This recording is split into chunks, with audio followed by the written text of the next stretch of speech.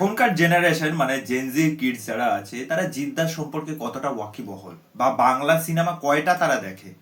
জিদ্দা, দেবদা এইগুলো না এক একটা আবেগ। আমরা যখন স্কুল লাইফ পেরিয়ে এসেছি, স্কুল লাইফ থেকে শুরু করে টিভির পর্দায়, তারপরে হচ্ছে ওই সমস্ত সময় সে ডিভিডি নিয়ে এসে যে সিনেমা দেখা, সেইগুলোর মধ্যে না একটা আলাদা মজা ছিল।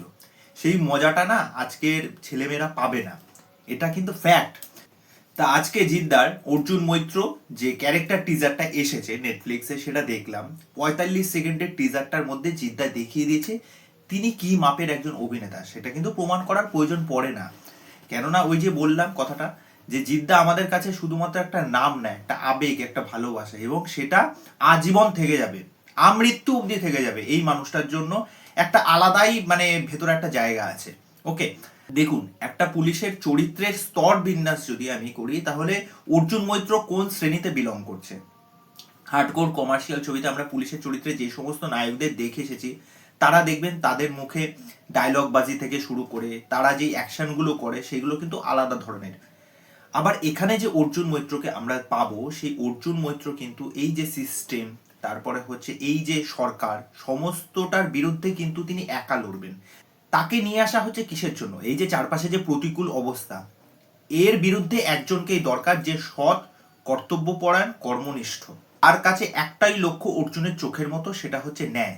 এই যে পাবলিক নানা রকম ভাবে অপদস্থ হয় পুলিশের কাছে গেলে, বা পুলিশের কাছে গিয়ে কোনো কিছু বলতে পারে না, তাদের সাথে নানা রকম অন্যায় হচ্ছে, সমাজে নানা অন্যায় হচ্ছে, তারা চুপ করে দেখছে, প্রতিবাদ করতে পারছে না। কিন্তু তারা কিন্তু এখন প্রতিবাদ করতে পারবে। কেন?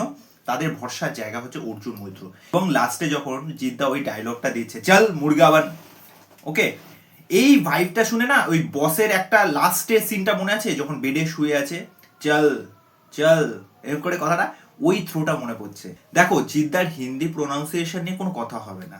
বাংলাও যেরকম সাবলীল ভাবে বলতে পারে, হিন্দিও সেরকম সাবলীল ভাবে বলতে পারে। ওকে, তোমরা টিজারের মধ্যেই দেখে নাও, যখন বলছে মেরে মা কো দেখনে वाला कोई नहीं है, मेरे माँ को संभालेगा कौन, তখন বলছে না, তেরে মা কো संभालने के लिए बोल दे, तेरे ससुराल वाले आए हैं, थोड़ा तो रोना चाहिए। মানে এই যে হিন্দি টার্মগুলো উচ্চারণ করছে, অনেক বাঙালি আছে যারা কিন্তু হিন্দি কথা বলার সময় কিন্তু তাদের মধ্যে সেই বাংলা টানটা কিন্তু বোঝা যায়, কিন্তু জিদ্দার মধ্যে কিন্তু সেই বিষয়টা নেই।